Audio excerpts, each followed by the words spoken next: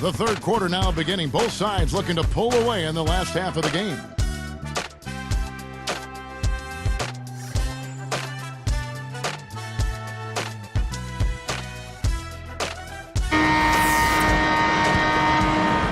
Here is Billups on the court right now for the Hawks. Crawford is joined in the backcourt by Joe Johnson. Horford is out there with Marvin Williams. And it's Smith in at the small forward. Anthony's shot is off. And here we go with Jamal Crawford. Kevin, the results were somewhat mixed once the Knicks acquired Carmelo Anthony. They finished the season 14-14 after the trade and, of course, got swept in the first round by the Celtics. And Doris Burke has something for us. Hey, Doris. Well, new head coach Larry Drew felt that Atlanta Hawks were too predictable on the offensive end when he took over. Oftentimes, they would stand around and wait for Joe Johnson to make a play. So he implemented a motion offense to remedy this problem. Drew said, now when you talk about defending us, you are not talking about locking in on certain guys in the same spots. We won't be as predictable. Guys? Thank you, Doris. We'll see if the Hawks can make the most of that here. And that's a good point by Drew. I mean, you can't get complacent or predictable on offense, or you're going to get eaten alive in the NBA. The coaching's too good. Here is Turioff following the basket by Al Horford. From deep, Billups. The shot is off. Nice D from Crawford.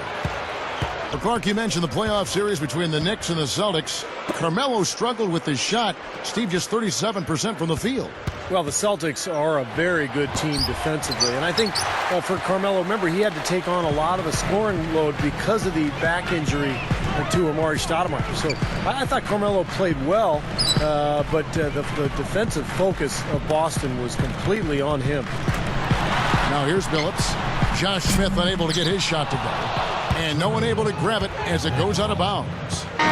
Jared Jeffries, he's checked in for the Knicks. Walker comes in for Landry Fields. Here's Crawford. Well, you look at Atlanta's team makeup last year, and it was similar to previous seasons. A very talented front court, some strong wing players, but nobody really running the show, and that was one of the reasons they traded for Kirk Heinrich at midseason. Now here's Williams. It's a one-point game. The Hawks again can't hit. Back to Atlanta. They haven't had a controlling point guard in quite some time, Clark. You know, we heard Steve talk about Heinrich. Good pickup. They may still be looking for a little bit more. Yeah, I think you may be right. Eventually, it always seems to catch up to them not having that elite, premier point guard type. They played well in the postseason without one. But they'll need a true floor general to become great to take that next step. A couple years ago, they had that high pick, and they could have chose Chris Paul, CP3. I remember that. And they went another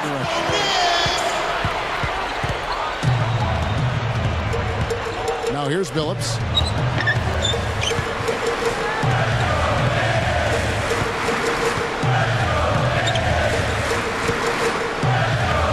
On the shot clock. Here's Anthony. Jeffries is whistled for the loose ball foul. That's his first foul. Sean Williams checks in for Stoudemire. Teams first. Checking in for your Knicks, Sean Williams.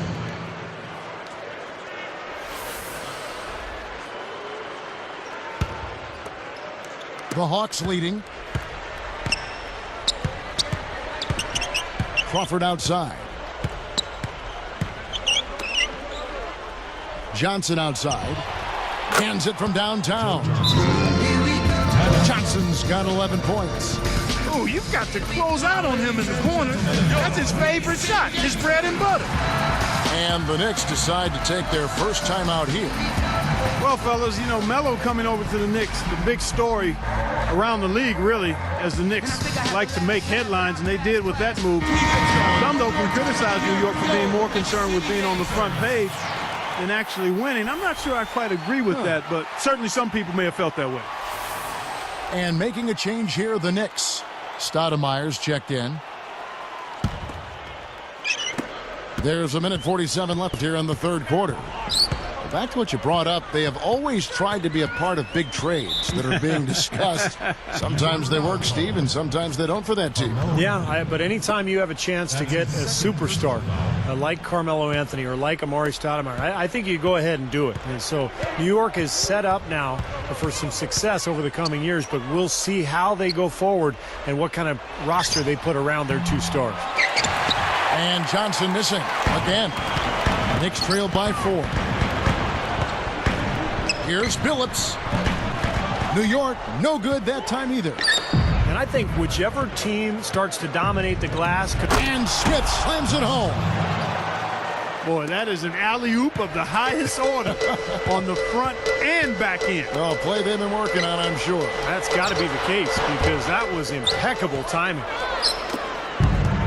I think he's just got to compose himself, gather himself. He may be trying a little too hard out there.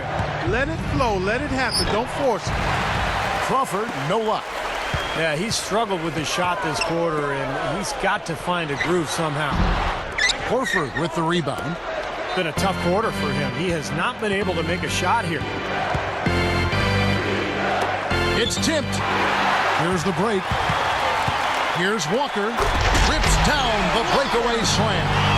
That's how it works. Your defense feeds into the offense. Yeah, you know, excellent work, I thought. Solid work on both ends in that particular sequence. Now maybe that'll get him going. He's been in a bit of a funk here. Crawford with the ball.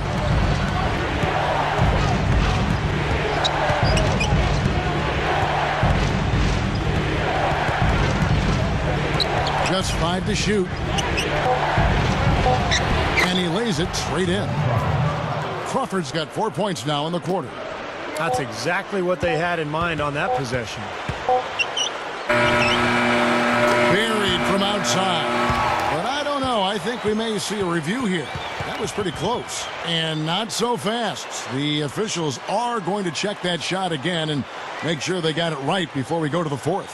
You know, I've always felt that video review was a great addition to the NBA rules, especially when it can have such an impact on the outcome of a game.